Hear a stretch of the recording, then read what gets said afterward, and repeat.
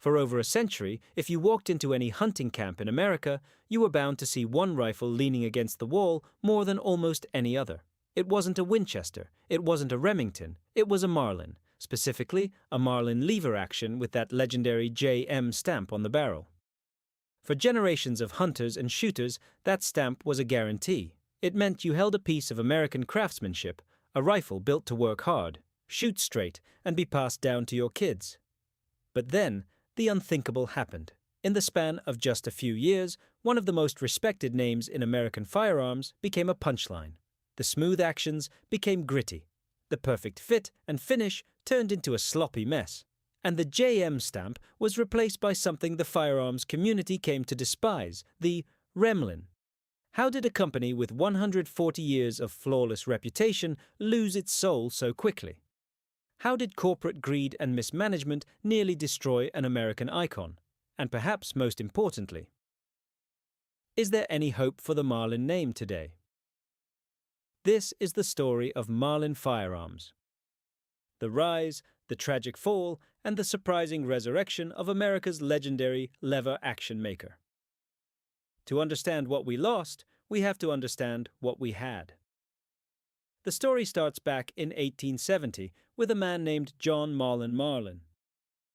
John wasn't just a businessman, he was an innovator who had honed his craft making revolvers and derringers for Colt during the Civil War. When he set out on his own in New Haven, Connecticut, he had a vision for building firearms that weren't just functional, but mechanically superior. By the late 1880s, the lever-action rifle market was dominated by one massive shadow: Winchester. Winchester was the gun that won the West. But John Marlin saw a flaw in the Winchester design. Winchesters ejected their spent brass straight up out of the top of the receiver. This meant you couldn't easily mount a scope right over the bore, and dirt and debris could fall straight into the action. Marlin's solution was brilliant. He developed a solid top receiver that ejected the brass out the side. It made the rifle stronger, kept the action cleaner, and eventually made it the perfect platform for mounting optics. That single design choice, the solid top, side-ejecting receiver, became Marlin's signature. Throughout the 20th century, Marlin cemented its legacy. They gave us the Model 39A, the longest continuously produced shoulder firearm in the world, a .22 caliber masterpiece that taught millions of kids how to shoot. They gave us the Model 336 in .30-30, a rifle so reliable and perfectly balanced that it became the quintessential American deer rifle. And they gave us the mighty 1895 in .45-70, Government, a lever action capable of taking down anything walking the North American continent. What was your first experience with a Marlin? Did you inherit a classic JM stamped model, or did you pick one up later? Let me know down in the comments. I read every single one. For decades, Marlin wasn't just surviving, they were thriving. They were the working man's rifle. Not always as flashy as some competitors, but built with a quiet, undeniable competence.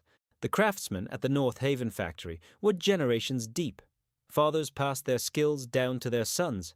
They knew how to time a lever action, how to perfectly fit a walnut stalk to a blued receiver, and how to tune a trigger.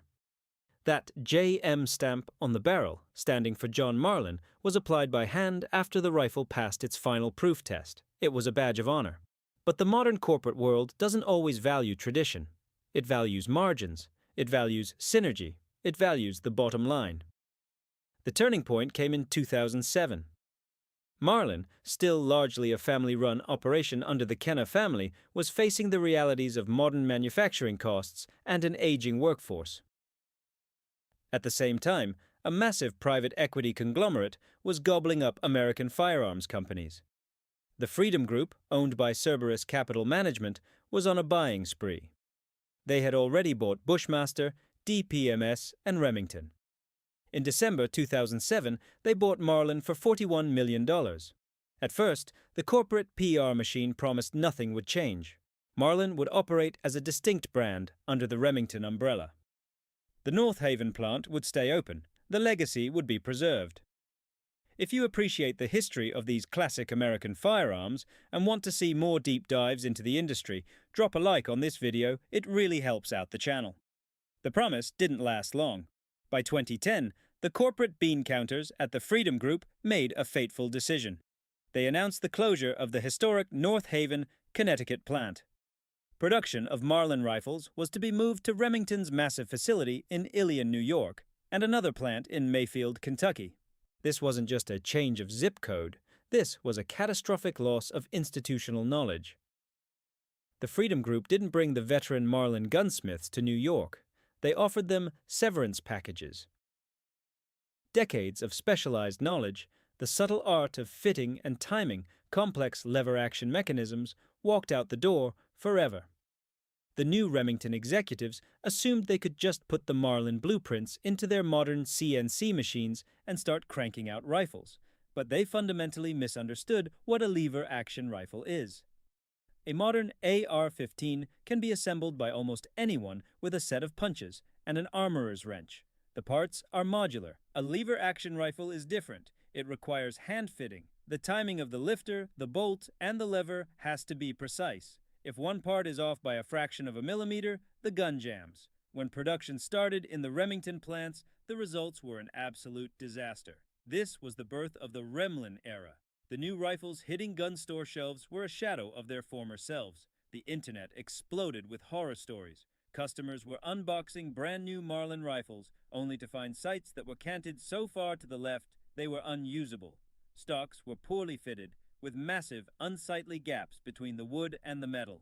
The actions, once famously smooth, felt like they were filled with sand. Some rifles wouldn't feed, some wouldn't extract. The bluing was thin and uneven. The legendary JM stamp was gone, replaced by a REP stamp, Remington English Proof. Which lever action do you prefer historically? The classic solid-top Marlin 336 or the top-ejecting Winchester 94? Tell me your pick below. It's one of the great debates in firearms history. The damage to the Marlin brand was immediate and devastating. Gun store owners refused to stock them because they were tired of handling returns. Used JM-stamped Marlins suddenly skyrocketed in value on the secondary market as shooters scrambled to buy the real Marlins before they disappeared. Remington tried to fix the issues. They paused production multiple times over the next few years. They brought in new engineers.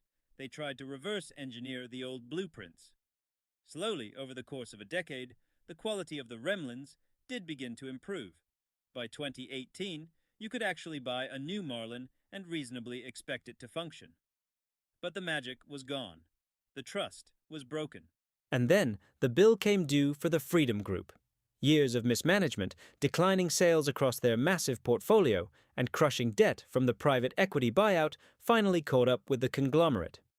In 2020, the Remington Outdoor Company filed for bankruptcy. It was the end of the line. The massive empire was broken up and sold off in pieces at auction.